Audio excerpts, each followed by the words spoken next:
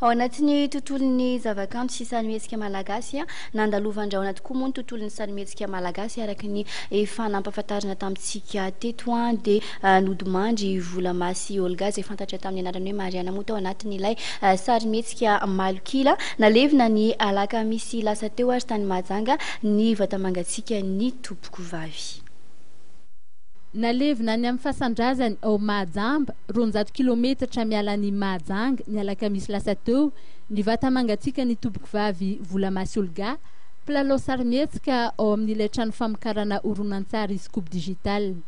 Mialohan'izay dia nandrasana tao amin'ny lapan'ny tanàna Mahajanga ny razana ka ankoatr'ireo mpankafy maro dia maro dia tonga nitsapa alahelo ny fianakaviana ny laozany ihany koa ireo olo-manakaja sy tsongombolo eny atoerana.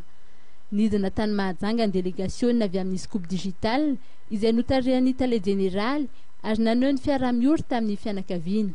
Noraisin'ny scoop digital an-tanana ny fikarakarana rehetra mba azahoan'ny mpankafy sarimihetsika maneho ny fitiavana sy ny fankasitrahana ity mpilalao sarimihetsika nanana ny mahizy azy ity.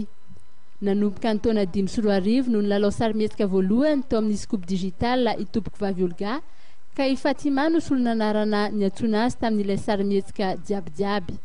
Tao amin'ilay sarimihetsika malokila no tena nahalalana azy tamin'ny solon'ny anarana Mariana nanomboka ny taona 2004.